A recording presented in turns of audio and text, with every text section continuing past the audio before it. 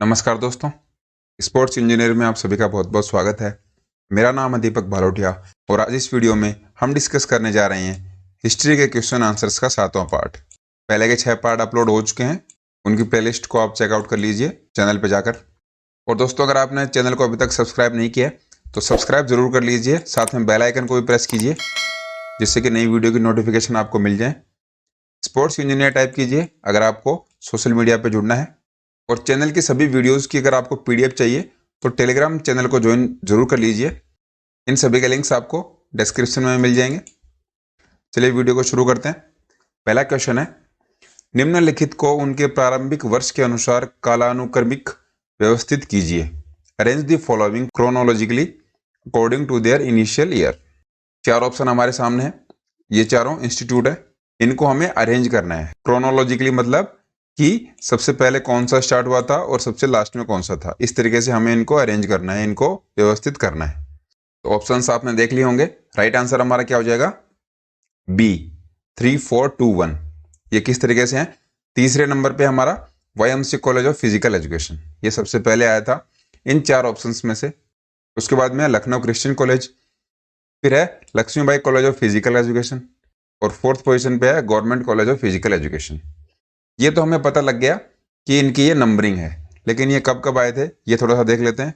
देखिए, सबसे पहले 1920 में आ गया था YMC college of physical education Madras. इसकी स्थापना किसने की थी? एच.सी. बक ने। ये हमें ध्यान रखना है। फिर इसके बाद सेकंड नंबर पे है लखनऊ क्रिश्चियन कॉलेज, ये 1932 1932 में इसकी स्थापना हुई थी। इसके बाद में 1957 में Lakshmibai college of physical education की स्थापना हुई थी। और सबसे लास्ट में है government college of physical education Patiala. तो इस तरीके से इनकी स्थापना के ये वर्ष हैं। हमें यही पूछा गया था कि सबसे पहले स्थापना किसकी हुई थी और सबसे लास्ट में किसकी। तो इनको हमने क्रोनोलॉजिकली समझ लिया है। ऐसे क्वेश्चंस लास्ट वीडियो में भी थे और एग्जाम्स में ऐसे क्वेश्चन बहुत आते हैं। ऐसे क्वेश्चंस एक बार जब हम कर लेते हैं तो इनसे हमें बेनिफिट ये मिलता है कि एक क्वेश्चन में हम कम से कम 4 या 5 क्वेश्चन को कवर कर लेते हैं। तो ऐसे क्वेश्चन बहुत जरूरी हैं जो कि हमें एग्जाम में बहुत ज़्यादा हेल्प करें। नेक्स्ट क्वेश्चन देखते हैं। शारीरिक शिक्षा का एक प्रमुख लक्ष्य शारीरिक सक्षमता है। शारीरिक सक्षमता का चरण दर चरण उपागम है। A major role of physical education is physical competence. The step by step approach of physical competence is। तो हमें बताना है कि शारीरिक सक्षमता का चरण दर चरण उपागम क्या है, इसकी सही अप्रोच क्या होती है। अगर फिजिकल कॉम्पिटेंस की बात करें तो इसकी सही अप्रोच क्या होनी चाहिए। सिंपल सा ये हमें पूछा गया है। ऑप्शंस आपके सामने है। राइट आंसर क्या हो जाएगा? ए। तो इसको समझने का सीधा सीधा मतलब है कि फिजिकल कॉम्पिटेंस के लिए सबसे पहले क्या होना चाहिए और सबसे लास्ट में क्या होना चाहिए। तो सबसे पहले है self assessment and self competence of competence and physical activity. सबसे पहले तो अपने आप का खुद का आकलन करना, खुद को उसके लिए तैयार करना, हमारी बॉडी को फिजिकल एक्टिविटी के लिए तैयार करना। सबसे पहले तो हमारा ये काम आएगा। नेक्स्ट है एक्सेस टू फिजिकल एक्टिविटी, जो हमारी फिजिकल एक्टिविटी है उनके लिए तैयार होना, शारीरिक कार्यकलाप के लिए तैयार होना। जब हम तैयार होंगे तभी तो वो कर पाएंगे। उसके बाद में आता है फिजिकल एक्टिविटी एंड एक्सरसाइज, शारीरिक कार्यकलाप और व्यायाम करना। और लास्ट में life time engagement in physical activity, शारीरिक कार्यकलाप में जीवन पर्यंत संलग्नता, कि हम लाइफ टाइम फिजिकल एक्टिविटी करते रहेंगे। तो ये जो चारों स्टेप हैं, अगर हम स्टेप बाय स्टेप इनका यूज करते हैं तो हम जो फिजिकल कॉम्पिटेंस का गोल है उसको अचीव कर लेंगे। तो इस तरीके के क्वेश्चंस भी हमें एग्जाम में देखने को मिलते हैं। तो इस क्वेश्चन को आप अच्छे से देखिए, समझिए, क्योंकि ये थोड़े अच्छे लेवल के क्वेश्चंस हैं, आपको एग्जाम में देखने को मिल सकते हैं। तीसरा क्वेश्चन है, शारीरिक शिक्षा के आधार को इसके द्वारा मजबूत बनाया जाता है।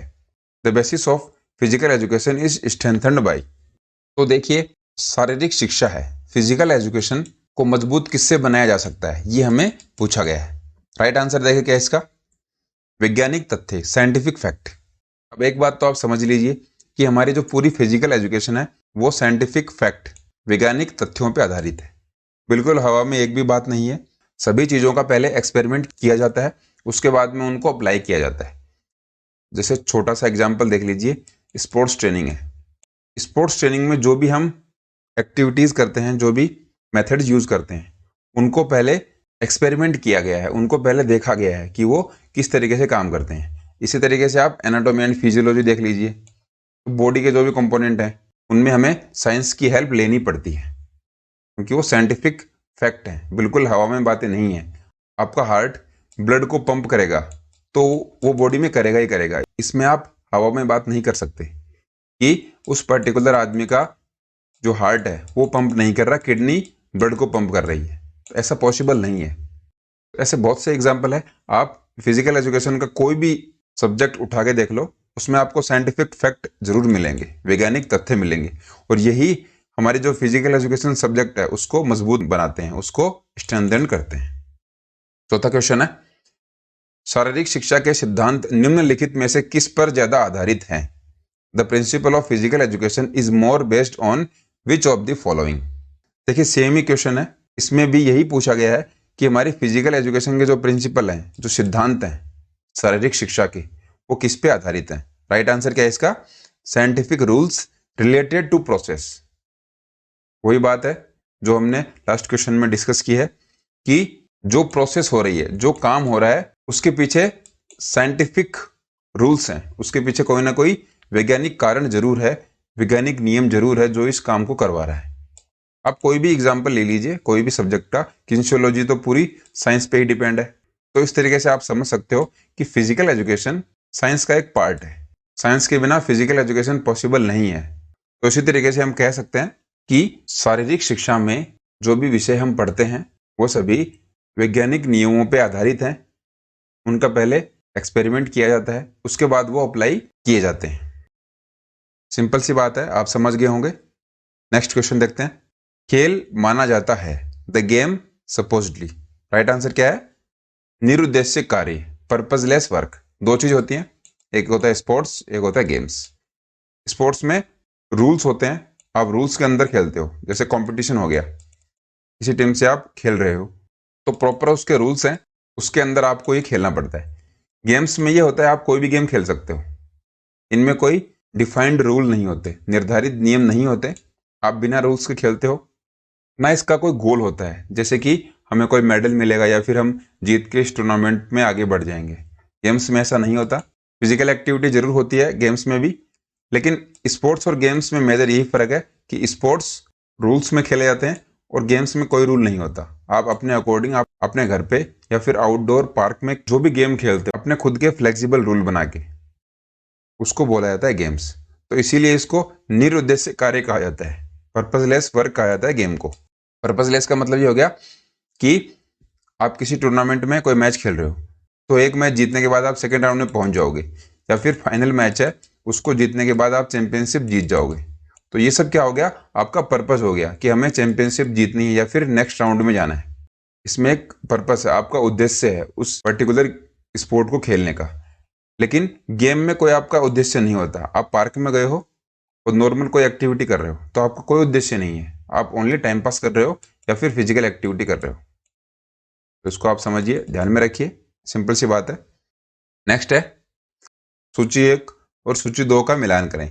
Match list 1 and list 2। तो देखिए 4 ऑप्शन हमारे सामने लिस्ट 1 के और 4 ही ऑप्शन लिस्ट 2 के हमारे सामने दिए गए हैं। ऑप्शंस में है, वीडियो को पॉज करके आप इसका आंसर कर सकते हो। मैं आपको राइट आंसर बता देता हूं, बी हमारा सही उत्तर हो जाएगा।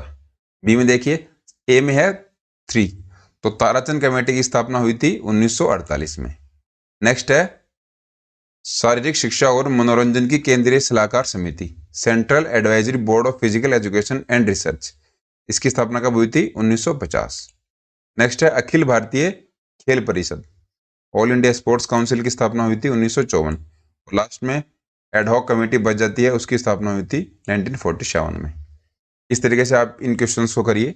ऐसे बहुत सारे क्वेश्चंस हमने वीडियोस में डाले हैं, जिससे कि आपको एक क्वेश्चन में कम से कम 4 क्वेश्चंस का बेनिफिट मिल सके। तो इस क्वेश्चन में हमें इन चारों की जो स्थापना हुई थी, फाउंडिंग ईयर है, वो हमें पता लग गई। समझने का कुछ नहीं है, सिंपल सी 2 लिस्ट है, जैसा कि आपने पिछले वीडियो में भी किया था, उनको हमें मैच करना है। अगला क्वेश्चन देखते हैं। वार्षिक क्रम के अनुसार सही क्रम में चुनिए, select the correct order according to the annual order. तो देखिए एक बार फिर उसी तरीके का क्वेश्चन है, लेकिन ऐसे क्वेश्चंस को करने से पहले आपके पास कुछ डिटेल्स होनी चाहिए, आपके पास कुछ सूचनाएं होनी चाहिए जिससे कि ऐसे क्वेश्चंस को आप सही कर सको। तो 4 ऑप्शन हमारे सामने है। हमें बताना है कि एनुअल ऑर्डर वार्षिक क्रम में सबसे पहले कौन सा था और सबसे बाद में कौन सा था। ऑप्शन देखिए, राइट आंसर क्या है इसका? बी, 3124। ये किस तरीके से है ये देखिए। सबसे पहले 3, नेशनल डिसिप्लिन स्कीम 1954, सबसे पहले एनडीएस की स्थापना हुई थी। इसके बाद में है एलएनसीपी ग्वालियर, इसकी स्थापना हुई थी 1957। नेक्स्ट है 1961 एनएसएनआईएस पटियाला, और लास्ट में स्थापना हुई थी नेशनल फिटनेस कॉर्प्स 1965। इस तरीके से याद रखिए। एक और क्वेश्चन आ गया जिसमें हमने 4 क्वेश्चंस को कवर किया है, या फिर इसको ऐसे कह सकते हैं कि एक क्वेश्चन में हमने 4 इंस्टीट्यूट हैं उनकी स्थापना के वर्ष देख लिए, उनकी फाउंडिंग ईयर्स देख ली है। तो ये क्वेश्चंस हैं, इनको आप नोट डाउन कर लीजिए, आपके लिए बहुत बेनिफिशियल होने वाले हैं। नोट डाउन नहीं भी करते हो तो वीडियो को 4 से 5 बार देखिए, जिससे कि आपको ये याद हो जाए। ये जो सन के क्वेश्चन है, ईयर्स के जो क्वेश्चन है, आपको बार बार देखने ही पड़ेंगे। आप कंटिन्यू अगर इनमें नहीं रहोगे तो भूलने के चांसेस बढ़ जाते हैं। इसलिए आपको ये मेरी एडवाइस है कि इनको आप एक नोटबुक में लिखते रहिए साथ साथ में। जो भी अपने सब्जेक्ट हैं फिजिकल एजुकेशन के अलग अलग, या फिर एक नोटबुक में अलग अलग इनके पोर्शन बना लीजिए सब्जेक्ट वाइज, जिससे कि आपको रिवीजन करने में हेल्प मिले। नेक्स्ट टाइम जब आप अपने नोट्स को देखने के बाद वीडियो को देखोगे तो आपका रिवीजन हो जाएगा। तो ये छोटा सा तरीका है जिससे आप अपनी प्रिपरेशन या फिर तैयारी को शुरू कर सकते हो। चलिए 8वां क्वेश्चन देखते हैं। फिर आ गया 2 लिस्ट आपको दे रखी हैं, उन दोनों को हमें मैच करना है। तो देखिए, अब की बार हमें यह बताना है कि ये सारे इंस्टीट्यूट कौन सी जगह पे हैं। राइट आंसर क्या है इसका? सी, 2314। तो इसका मतलब क्या हो गया? NSNIS 2 पटियाला में है, साई है दिल्ली में, YMCA चेन्नई और LNIP ग्वालियर। इस तरीके से ये इनके आंसर हो जाएंगे। इन सब के बारे में आपको बताया गया है। नया इसमें यही है कि ये कौन से शहर में बसे हुए हैं, ये हमें पूछा गया था, तो ये हमने बता दिया है। थोड़ा इजी क्वेश्चन है, लेकिन इस तरीके से क्वेश्चन घुमा फिरा के भी दे सकते हैं। चलिए 9वां क्वेश्चन देखते हैं। एथलीट शब्द की उत्पत्ति कहाँ हुई थी? Where did the word athlete originate? Athlete शब्द के बारे में पूछा गया है, तो इसकी उत्पत्ति हुई थी एथेंस के अंदर। ध्यान में रखिए इस बात को कि एथलीट शब्द था सबसे पहले एथेंस में आया था। सिंपल सी बात है। अगर इसको आप दूसरे तरीके से याद रखना चाहते हैं तो इसकी सिंपल सी एक ट्रिक बोल सकते हैं कि देखिए, एथलीट में क्या होता है? एथ होता है, और एथेंस में भी एथ आता है। तो ATH और ATH। तो अगर एथलीट की बात करें तो भी सबसे पहले ये आएगा, और एथेंस में भी सबसे पहले ये आता है। तो इस तरीके से आप इसको समझ सकते हो कि एथलीट जो है वो एथेंस से आया हुआ शब्द है। ये याद करने का इसका बेस्ट तरीका है, आप इसको कभी नहीं भूलोगे, क्योंकि दोनों सेम नाम है। दोनों जो नाम है उनकी शुरुआत लगभग सेम है।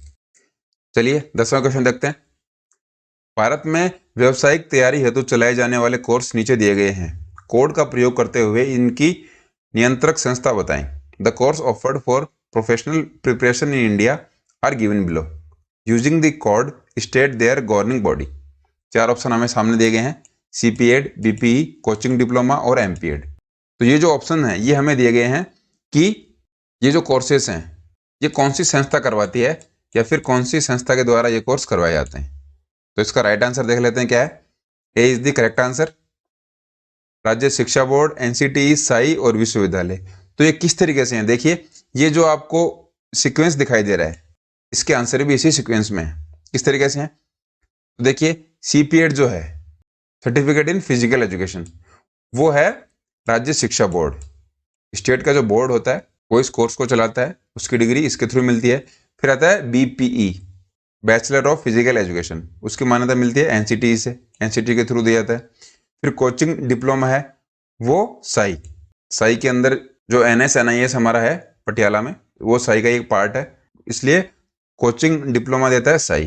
फिर लास्ट में आता है MPED। तो MPED कौन देता है? विश्वविद्यालय। कोई भी यूनिवर्सिटी है उससे ही आप MPED कर सकते हो, किसी कॉलेज से आप नहीं कर सकते। सिंपल सी बातें थी, आपको शायद इनके बारे में पता भी होगा, लेकिन क्वेश्चन ऐसा अगर आ जाए आपके सामने, जैसे कि हमें समझ नहीं आ रहा कि ऑप्शंस में से इसको कैसे सही करें, तो आपको उस तरीके से थोड़ा सा दिमाग लगाना है कि सबसे पहले कौन सा आता है। CPED, तो CPED राज्य शिक्षा बोर्ड में आता है। तो 2 ऑप्शन है A और D, आपको समझ में आ गया। इसके बाद में एमपीएड का आपको पता है कि वो आता है यूनिवर्सिटी के अंदर, यूनिवर्सिटी है वो करवाती है एमपीएड। तो ए और डी में लास्ट में यूनिवर्सिटी कहाँ है, तो वो है विश्वविद्यालय, ए ऑप्शन में। इस तरीके से आप इसको सही कर सकते हो। नेक्स्ट है वाईएमसीए कॉलेज मद्रास का मुख्य उद्देश्य था। The main objective of YMCA college Madras was. स्थापना हमें बताइए 1920 में हुई थी। अब हमें पूछा है कि उसका मेन मकसद क्या था, उद्देश्य क्या था। राइट आंसर क्या है इसका, शारीरिक शिक्षा को बढ़ावा देना, promote physical education. B is the correct answer. इससे पहले 1914 में HVPM की स्थापना हो गई थी। फिर आया था 1920 में वाईएमसीए। तो वाईएमसीए का जो मुख्य उद्देश्य था, मुख्य जो पर्पस था, वो था फिजिकल एजुकेशन को बढ़ावा देना। क्योंकि इससे पहले वाईएमसीए इंग्लैंड के अंदर 1844 में स्थापना हुई थी। वहां से इसका मेन गोल यही रहा है कि फिजिकल एजुकेशन को बढ़ाया जाए, फिजिकल एजुकेशन को प्रमोट किया जाए। तो वही इंडिया में हुआ और 1920 के बाद धीरे धीरे फिजिकल एजुकेशन ने इंडिया में ग्रोथ करनी स्टार्ट कर दी। नेक्स्ट है यूएसए में शारीरिक शिक्षा, स्वास्थ्य व मनोरंजन के क्षेत्र में निम्न संस्था है।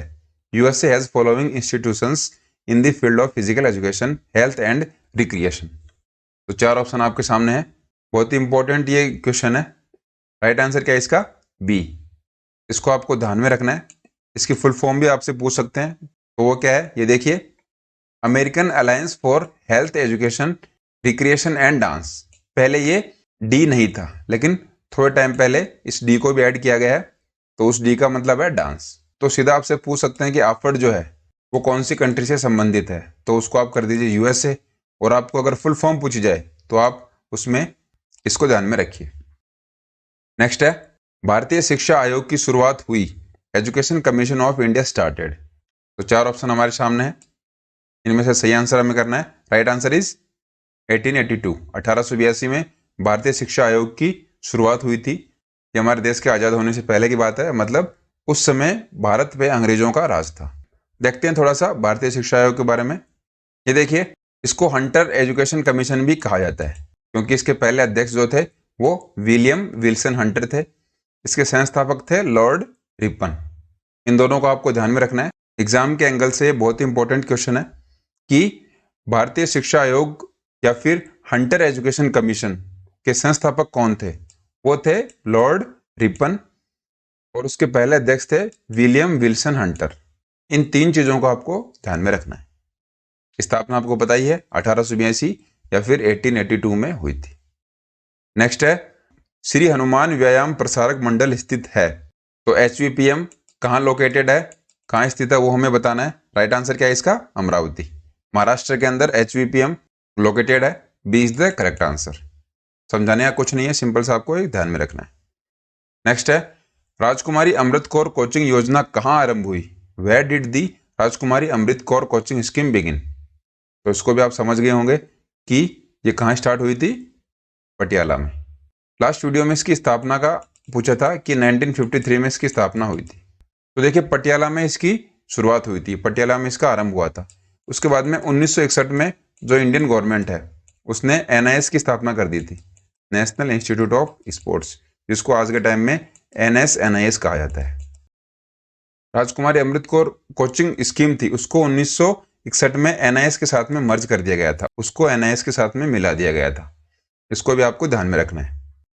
नेक्स्ट है राष्ट्रीय अनुशासन योजना कब आरंभ हुई थी। When did the national discipline scheme start. NDS के बारे में पूछा है। राइट आंसर क्या है इसका, 1954। ये भी हमने देखा था, लेकिन ये इंडिविजुअल अलग क्वेश्चन है, तो इसको आपको ध्यान में रखना है। एकदम से आप इसको रट्टा ही मार लीजिए, समझने का कुछ नहीं है। ये जो आपके सामने ईयर के क्वेश्चंस आ रहे हैं, इनको आपको कंटिन्यू प्रैक्टिस ही करनी पड़ेगी, उसी से ये याद होंगे। लिख के याद कर लीजिए अगर आपको ऐसे याद नहीं रहते हैं तो, लेकिन आपको इनको ध्यान में तो रखना ही पड़ेगा। तो NDS हमने देख लिया। नेक्स्ट है सूची 1 और सूची 2 का मिलान करें। वापस उसी तरीके का एक क्वेश्चन हमारे सामने आ गया है। 2 लिस्ट हमें दे रखी है, उन दोनों लिस्ट को हमें मिलाना है। वीडियो पॉज कीजिए अगर आपको इसका आंसर देना है, नहीं तो राइट आंसर मैं बता देता हूं। वो क्या है, C 2413। ये किस तरीके से है, देखिए, सबसे पहले ए ऑप्शन है सिंधु घाटी सभ्यता काल, इंडस वैली सिविलाइजेशन पीरियड है। उसके अंदर क्या हुआ था, नृत्य का विकास हुआ था, डांस जो था वो सिंधु घाटी सभ्यता काल में हमारे सामने आई थी। इसके बाद में जो वैदिक काल है उसमें हमें मिला था सूर्य नमस्कार। और प्रारंभिक हिंदू काल है, उसमें हमें नाटक और उत्सव देखने को मिलते हैं। और उत्तरकालीन हिंदू काल में मिलता है हमें धनुर्विद्या। इस तरीके से आप इनको ध्यान में रखिए। ये क्वेश्चन हिस्ट्री का कोर क्वेश्चन है, क्योंकि अगर आपने हिस्ट्री पढ़ी होगी तभी आप इनके आंसर कर पाओगे। तो ऐसे क्वेश्चंस को आप ध्यान से पढ़िए, समझिए। हिस्ट्री में ये जो भी चीज़ें हुई थी ये फिजिकल एजुकेशन से संबंधित हैं, उससे रिलेटेड हैं, इसलिए हमने इसको इंक्लूड किया है। ये नेट में आया हुआ क्वेश्चन है, तो इसको आप ध्यान में रखिए। हिस्ट्री का जो 6th पार्ट था उसमें भी नेट के बहुत सारे क्वेश्चंस हैं, और 7th पार्ट जो भी चल रहा है उसमें भी यूजीसी नेट के बहुत सारे क्वेश्चंस को इंक्लूड किया गया है। तो इनको भी आप ध्यान में रखिए। हम 3rd ग्रेड से लेकर नेट तक के क्वेश्चंस को धीरे धीरे डिस्कस कर रहे हैं। कोई भी क्वेश्चन आपका नहीं बचेगा, सभी को डिस्कस करेंगे और एक्सप्लेन करते हुए समझते जाएंगे। 18वां क्वेश्चन है, प्रकृति के पास बच्चे को विकसित करने का निम्नांकित की तुलना में कोई बेहतर तरीका नहीं है। Nature has no better way of developing a child than the following. 4 option हमारे सामने हैं और हमें यह बताना है कि हमारी जो प्रकृति है उसके पास सबसे बेस्ट तरीका कौन सा है बच्चे को विकसित करने का। राइट आंसर क्या है? खेल। B is the correct answer. कोई बच्चा जब खेलता है तो वो नेचुरली विकसित होता है, वो अपने आप डेवलप होता है। सबसे बेस्ट तरीका है बच्चे को विकसित करने का। आप शिक्षा से विकसित नहीं कर सकते, आप उसको एक नौकरी दिला सकते हो, लेकिन बच्चा विकसित नहीं होगा, डेवलप नहीं होगा। अनुशासन, सृजनात्मकता, ये सभी जरूरी हैं, लेकिन जब नेचर की बात करते हैं, प्रकृति की बात करते हैं, तो उसमें खेल बहुत ज़्यादा इंपॉर्टेंट हो जाता है। वो बच्चे को फिजिकली के साथ साथ मेंटली और इमोशनली भी विकसित करता है, उसको डेवलप करता है। इस चीज़ को आप ध्यान में रखिए। नेक्स्ट है, भारत में शारीरिक शिक्षा अध्यापकों का प्रशिक्षण कब शुरू हुआ? When did the training of physical education teachers start in India? ऐसे सिमिलर क्वेश्चन हमने लास्ट में डिस्कस किए हैं। राइट आंसर क्या है इसका? 1920। तो देखिए, हमने एक क्वेश्चन देखा था कि भारत में फिजिकल एजुकेशन को प्रमोट करने वाली संस्था कौन सी थी, तो हमने उसका आंसर किया था YMCA। सबसे पहले प्रमोट करने की संस्था YMCA थी।